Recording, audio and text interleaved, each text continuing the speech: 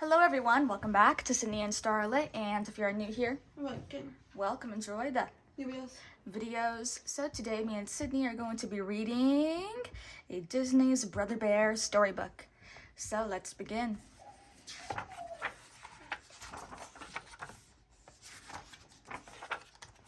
Long ago there lived 3 brothers who were taught that the lights of the northern sky were the spirits of their ancestors. These spirits had the power to make changes, small things into big, winter into spring, and boys into men. One day, the villagers gathered for a special ceremony. Tanana, the shaman woman, presented Kenai, the youngest of the 3 brothers, with his totem, the animal symbol he was to follow to become a man. "Your totem is love," said Tanana, giving him a carved bear totem. "Let love guide your actions, and one day you will place your mark next to those of our ancestors," she added, pointing to a wall covered with handprints. "The bear of love?" Kenai frowned. "Want to trade?" he asked his brothers. His older brothers laughed. They had already received their totems. Sitka's was the eagle of guidance, and Denahi's was the wolf of wisdom. After the ceremony, the brothers left to get the fish they had caught for the evening's feast. "A bear doesn't love anyone," Kenai said unhappily to Sitka. "They don't think, they don't feel, they're..." Just then, Denahi found the remains of the basket that had held their fish. "Thieves!" shouted Kenai, staring at the bear tracks. Kenai followed the tracks into the woods to find the basket. When Kenai didn't return, Sitka and Denahi went after him. It wasn't long before they heard Kenai cry out. He had slipped off a ledge trying to escape from a bear. Quickly, Denahi distracted the bear while Sitka helped Kenai. But then Denahi slipped into a dangerous crevice. While Kenai helped him, Sitka faced the bear. Suddenly, the bear turned and headed for Kenai and Denahi. To save his brothers, Sitka raised his spear and thrust it down into a crack in the ice. The ice split, and the piece on which Sitka and the bear were standing plunged into the freezing water below. From far above, Kenai and Denahi saw the bear emerge from the water, but not Sitka. Their oldest brother would now be joining the great spirits in the form of his totem, the eagle. Denahi felt great sadness, but Kenai felt great anger. The next day, Kenai was determined to go after the bear that had caused Sitka's death, but Denahi would not go with him. Angry, Kenai threw his bear totem into a fire and left the village. Tanana pulled the totem from the fire. "I've got to go after him," Denahi said, taking the bear totem. Kenai tracked and eventually found the bear. After a fierce struggle, Kenai fell to the ground. The animal charged towards him. Kenai raised his spear. The bear crashed into him, let out a roar, and then fell silent. Suddenly, lights burst around from the sky and swirled around Kenai. A giant eagle landed next to him and turned into Sitka. Then Kenai felt himself being lifted into the air. He didn't realize that he was being magically transformed into the creature he hated most, a bear. The lights disappeared and it began to rain. Just then Denahi arrived and saw a grizzly bear standing on Kenai's clothes. Denahi didn't know Kenai was now a bear, so he thought that the bear had killed Kenai.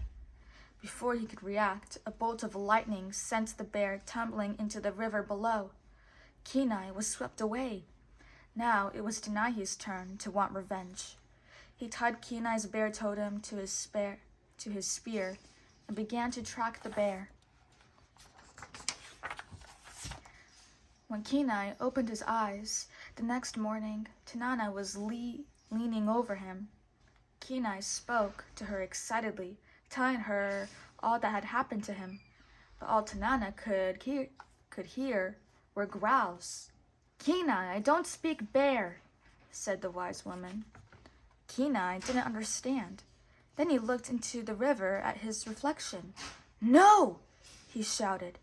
He twisted around and looked at his furry tail. Ah! He cried. To get Kenai's attention, Tanana took off her boot and bonked him on the head with it.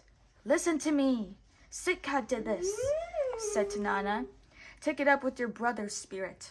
If you want to change, go to the mountain where the lights touch the earth.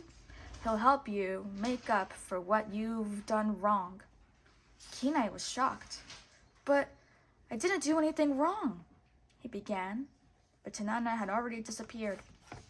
Kenai didn't know where to go, and he had no one to ask, until he heard two chipmunks talking.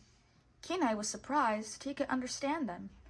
He tried to talk to them, but the terrified chipmunks raced away. Then Kenai heard a family of geese flying overhead. Are we there yet? A young goose asked his father. Kenai frantically tried asking for directions to where the lights touched the earth, but the geese kept flying. Two moose brothers named Rut and Took were watching Kenai. What's he getting all worked up about? Said the moose named Took. Maybe the goose pooped on him, eh? Said Rut, laughing. But the moose stopped laughing when they saw that the bear was headed for them. How's it going, bear? Asked Took, a little nervously. I'm not a bear. I hate bears, answered Kenai. Well, gee, you're one big beaver, said Rut. I'm not a beaver. I'm a bear. No, I'm not a bear. I'm a man, Kenai shouted. I was transformed into a bear, magically. The moose thought Kenai was crazy and decided to play along. Oh yeah, we're not moose either. We're squirrels, Took offered. Why am I even talking to a couple of dumb moose? Kenai wondered as he stomped off. Almost immediately, Kenai's foot was caught in a trap. He swung in the air from one leg, struggling to get free. A bear cub named Koda stepped out of the bushes and offered to help Kenai. But Kenai didn't want a bear's help, especially a chatty little cub like Koda. Kenai tried to free himself, but it was no use, and Koda just wouldn't leave. Don't you have somewhere to go? Asked Kenai. Yeah, the salmon run, answered Koda. How about this? I get you down, then we go together. Kenai was so exhausted that he agreed to go to the salmon run if Koda would free him. With that, Koda sprang the trap and Kenai crashed to the ground. Just then, Koda sniffed the air. He could smell an approaching hunter. Run! He cried as he scampered off. The hunter was Denahi. Kenai cried, Denahi! It's me, Kenai! But all Denahi heard was growling. To Denahi, this was the bear that had killed Kenai. He knew his spear, but he threw his spear but missed. Kenai realized Denahi was hunting him and ran away. Kenai ducked into the same ice cave where Koda was hiding. Kenai told the little bear that he wasn't going to go to the salmon run. So Koda told Kenai the truth. A hunter had caused him and his mother to be separated. Koda's only hope of finding her was to go to the salmon run. Still, Kenai refused to go. Come on, please. Every night we watch the lights touch the mountain, pleaded Koda. You're kidding me, said Kenai excitedly. That was the place where he could be changed back into a man. Kenai agreed to go with the little cub. The next morning, the two bears set out. At first, Kenai was annoyed by Koda's constant chatter and silly games. But after a while, Kenai joined in and even had some fun. Once again, Rut and Took appeared. There is a hunter following us, Rut explained. The two moose wanted the bears to protect them. Kenai knew the hunter was Denahi, and he had a plan to keep Denahi from following their tracks. The group, along with some other animals, found a herd of mammoths and hitched a ride on their backs. That night, as they watched the lights in the northern sky, Koda said, Mom says the spirits make magical changes in the world. My brother Sitka is a spirit, explained Kenai. If it wasn't for him, I wouldn't be here. Then Kenai added, he was killed by a monster. Koda looked up at the northern lights. and said, "Thanks, Sitka. If it weren't for you, I would have never met Kenai." Then Koda said to Kenai, "I always wanted a brother." Touched, Kenai let the cub sleep next to him. The next morning, the two bears headed off by themselves. They came to a cave covered with paintings. As they looked at one painting of a hunter facing a fierce bear, Koda said, "Those monsters are really scary, especially with those sticks." Kenai was shocked to learn that Koda saw humans as monsters. Kenai had thought the bears were monsters, but now Kenai wasn't sure what he believed. Later, the two bears came to a valley with spurting glaciers. Koda remembered that the salmon run was just on the other side. As they made their way through the valley, the little bear was as playful as ever. But Koda suddenly stopped playing. Thwack! A spear just missed Kenai by inches. Denahi had found them. Kenai grabbed Koda and rushed towards the log bridge. They were halfway across the bridge when Denahi cut the log loose. Kenai tossed Koda up to safe ground, then scrambled to safety just as the bridge collapsed. Denahi screamed in rage as the bears got away. When Kenai looked back, he felt very sad that his brother did not know him. Before long, Kenai and Koda reached the salmon run. At first, Kenai was scared to be among the huge bears, but they were friendly and welcomed him as part of the family. A while later, Kenai was learning to fish just like the other bears. Although Koda was sad to learn that his mother wasn't there yet, he was happy to be with his bear pals again. Soon Kenai and Koda were having fun. Later in the day, the bears gathered around to tell stories of what they had done in the past year. Kenai explains that he'd been on the hardest journey of his life with the biggest pain in the neck he had ever met. "But what do you expect from a little brother?" Kenai added, looking at Koda. Then it was Koda's turn. He told a story of his mother protecting him from the hunters. She and one of the hunters had plunged into the river when the hunter had cracked the ice. Kenai couldn't believe what he was hearing. Koda was telling the story of the day his brother Sitka was killed by a bear. Now he knew it was only the story of a mother bear protecting her cub. "She got out of the water okay," continued Koda. "That's how we got separated. Right after that, I met Kenai." Hearing this, Kenai realized that the bear he had killed was Koda's mother. Kenai felt terrible. Kenai felt so badly that he ran away, but Koda finally found him. Kenai knew he had to tell the cub the truth. "Koda," Kenai began, "I have a story to tell you. It's mostly about a monster." Then Kenai explained he had done something very wrong. "Your mother's not coming back," he finished sadly. Overwhelmed by the news, Koda ran away from Kenai. Having no way to make things better, Kenai began to climb the mountain where the lights touched the earth. After he reached the top, Kenai called for Sitka. A strange figure moved toward Kenai. It was Denahi, but Denahi did not see his brother Kenai. What he saw was the bear on whom he had sworn revenge. Denahi ran at Kenai with his spear. Just then, Koda came charging to protect Kenai. The little cub had decided to follow Kenai after all. He knocked into Denahi and ran off with his spear. Denahi angrily took off after Koda. "Leave him alone!"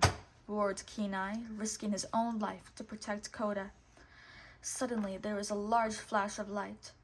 A great eagle appeared and picked Kenai off the ground. Magical lights began to swirl. Kenai was human once again. Denahi was confused and amazed. The bear he had just been trying to kill was his brother. The eagle spirit of Sitka had turned Kenai into a bear to help him learn his gift of love. As a bear, Kenai had just demonstrated a deep love for Koda. He was willing to give his own life to protect him. Awestruck, Kenai looked down at his human body as Sitka changed from an eagle to his human spirit form. Then Kenai spotted a terrified Koda hiding behind a boulder. "Koda, don't be afraid," said Kenai. "It's me." Denahi placed the bear totem around Kenai's neck. The totem reminded Kenai that little Koda needed someone to protect him.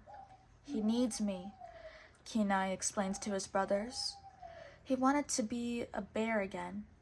"It's all right," said Denahi. "No matter what you choose, you will always be my little brother." The two brothers embraced. Then with a burst of swirling light, Sitka turned Kenai back into a bear again. Denahi looked up at his brother, who was now an enormous bear. "Did I say little?"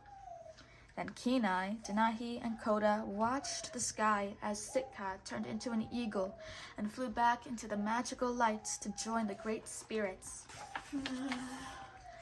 It was time for another ceremony in the village. It was Kenai's turn to put his mark on the ceremonial wall to prove that he had learned the way of his totem and was now an adult. With Koda and the villagers watching, Denahi helped Kenai place his paw prints on the wall among the handprints of their ancestors. The paw prints would help future generations remember this tale of love and brotherhood. The end.